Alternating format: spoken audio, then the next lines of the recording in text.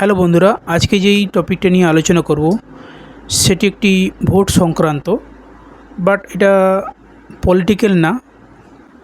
ভিডিওটির বিষয়টি হলো, ভোটের আগে একবার ভাবুন, একটা জীবন কি এত সস্তা? প্রতিবার ভোট এলেই একটা অদ্ভুত পরিবেশ তৈরি হয়।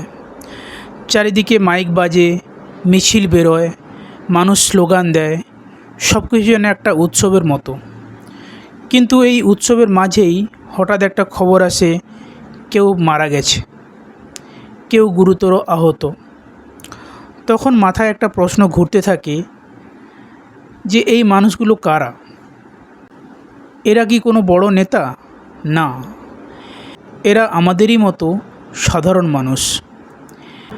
একটা পরিবার সকালে স্বাভাবিকভাবে দিন শুরু করে, আর সন্ধ্যায় তারা জানতে পারে তাদের একজন আর ফিরবে না। একটা ভোট, একটা মতামত এত বড় হয়ে যায় কিভাবে যে একটা জীবন শেষ হয়ে যায়? আমি কোনো রাজনৈতিক দলের সঙ্গে যুক্ত নই, আমি শুধু একজন সাধারণ মানুষ যে এই ঘটনাগুলোকে দেখে আর নিজেকে প্রশ্ন করে, রাজনীতি কি সত্যি এমন হওয়া উচিত? আসলে রাজনীতি খারাপ না, রাজনীতি দরকার দেশ চালানোর জন্য, মানুষের অধিকার রক্ষার জন্য, ভবিষ্যৎ গড়ার জন্য। কিন্তু যখন রাজনীতি হিংসায় পরিণত হয়, তখন সেটা আর উন্নতির পথে থাকে না, সেটা হয়ে যায় ক্ষমতার লড়াই, যেখানে হার জিতের মাঝে সাধারণ মানুষের জীবনটাই সস্তা হয়ে যায়। সবচেয়ে বেশি যেটা চোখে পড়ে সেটা হলো অনেক যুবক, বিশেষ করে যারা বেকার, তারা এই পুরো ব্যাপারটার সঙ্গে জড়িত হয়ে পড়ে। কেন পড়ে? কারণ মানুষ শুধু টাকা না, একটা পরিচয় চায়। যখন জীবনে কিছু স্থির থাকে না, তখন সে এমন একটা জায়গা খোঁজে যেখানে তাকে গুরুত্ব দেওয়া হবে, যেখানে সে মনে করবে আমি কেউ একজন। রাজনীতির মধ্যে সেই অনুভূতিটা অনেক সময় খুব সহজে পাওয়া যায়। কেউ ভাবে এখানে থাকলে কিছু কানেকশান হবে, ভবিষ্যতে কোনো সুযোগ আসবে। কেউ আবার বন্ধুবান্ধবদের দেখে ঢুকে পড়ে, আর কেউ নিজের ভিতরের হতাশা, না পাওয়ার কষ্ট, রাগ এইসব বের করার একটা জায়গা হিসাবে এটি ব্যবহার করে। বেকার হওয়া কোনো অপরাধ না, এটা জীবনের একটা সময় মাত্র। কিন্তু নিজের ভবিষ্যৎ গড়ার বদলে অন্যের লড়াইয়ে নিজেকে হারিয়ে ফেলা, এটা কি সত্যিই ঠিক? কারণ যাদের জন্য এত লড়াই, এত উত্তেজনা, অনেক সময় দেখা যায় কয়েকদিন পর সেই ছবিটি বদলে যায়। আজ যার জন্য এত কিছু করা হচ্ছে, কাল দেখা যায় সেই অন্য দলে চলে গেছে।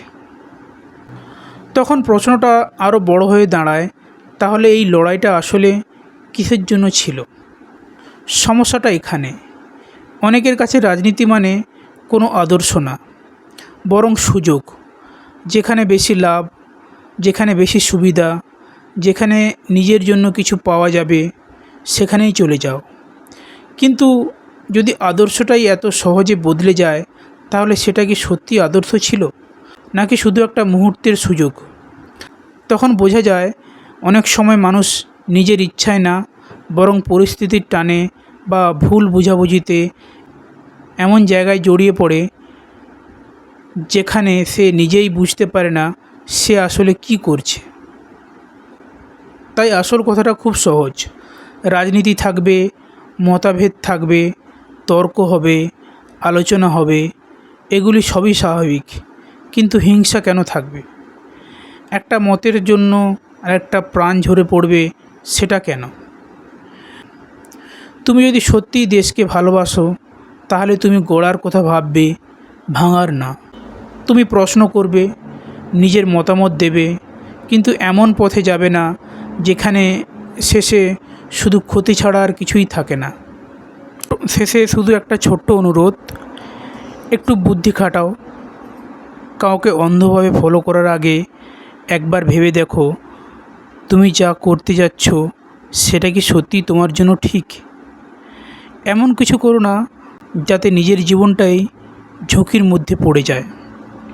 কারণ বাস্তবটা খুব কঠিন।